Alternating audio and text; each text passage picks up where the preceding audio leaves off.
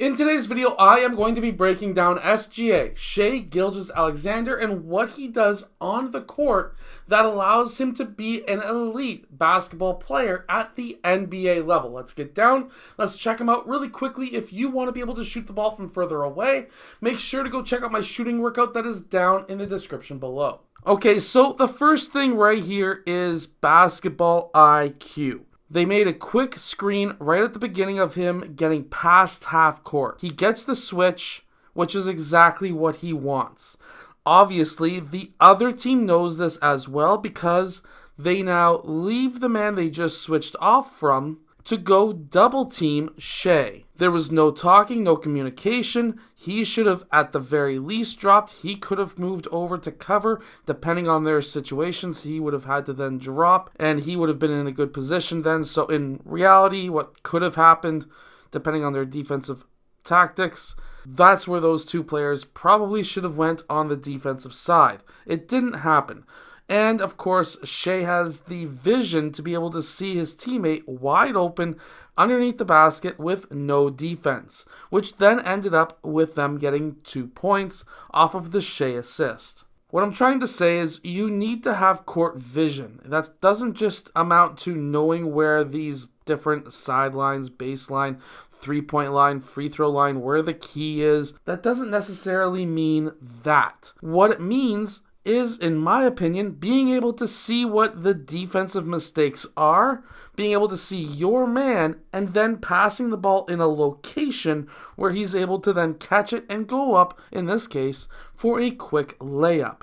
Now, being an elite player is one thing, but guess what? When we get this kick-out pass, and you are so-called one of the best players in the NBA, do you have a big head? Does that mean, oh, hey, I got the kick-out pass, I need to do something, I need to drive, I need to take a three, whatever it may be? No, he's smart. Again, court vision, basketball IQ, but now he is not with a big head. Having a big head and a small body is not good. He's able to make that extra pass to his teammate for the wide open three.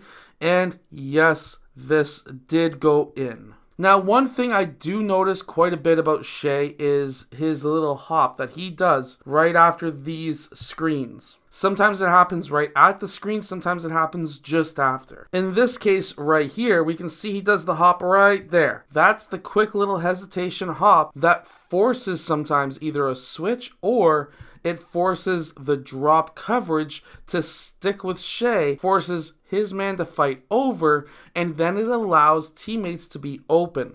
We can actually kind of see it happen right here, where he forces drop coverage to stay with him, his teammate leaks out, and then he's able to pull multiple defenders in with him, which then allows his teammates to be absolutely wide open, in this case for a floater that goes in. We can actually kind of see it here as well too. He actually just did that hesitation right there. If we rewind just a little bit and put it in slow motion, you'll see it right there. That hesitation freezes this guy, makes his main defender think, and it kind of freezes everyone else. This is also not great defense. These guys are all on their heels. Terrible, terrible, terrible, terrible. But that's the NBA today. He then blows by both of the guys who are guarding him because he made that quick hesitation right back here. That froze everyone else onto their heels as well, and that created a massive drive lane for Shai. Just having the patience to be able to make that hesitation, and then of course his ability to finish high off rim. This is another massive tip that I need to be able to give to every player. This player right here, help side defense. This is terrible.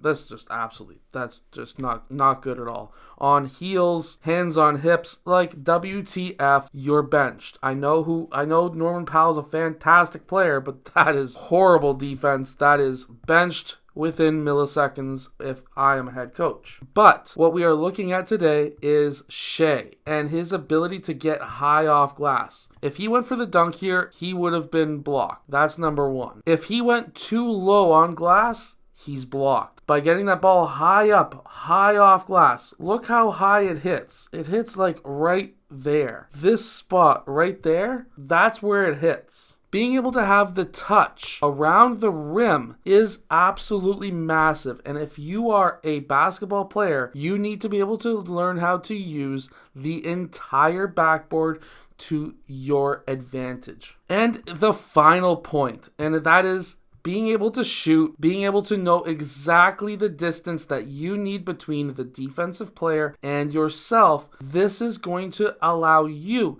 to be able to score on more players. So right here, he's able to cross up. Now, while I'm not a very big fan of taking multiple dribbles in the exact same spot and going nowhere with it, he actually goes somewhere with these dribbles. He only takes 2 dribbles in one spot. The crossover, which I wouldn't classify as a dribble in the same spot because you're switching hands. That dribble right there, that then creates that one attack dribble, which creates a step back opportunity, which creates a gap between himself and his defender. That one attack dribble is all he needed, and then that created the gap and the spacing so that he was able to get that 3-point shot off. Now, while this may look like it is contested, it is not. Let me explain.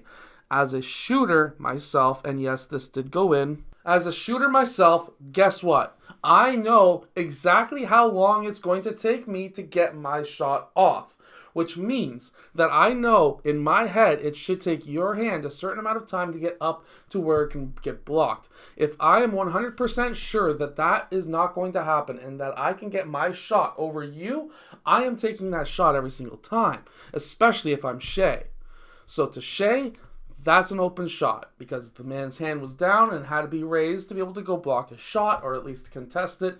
Guess what? Not an actual contested shot. Shai knows the time it takes to be able to block his shot. I hope that this video has helped. Make sure to go check out my shooting workout that is down in the description below, and I'll see you guys again in my next video.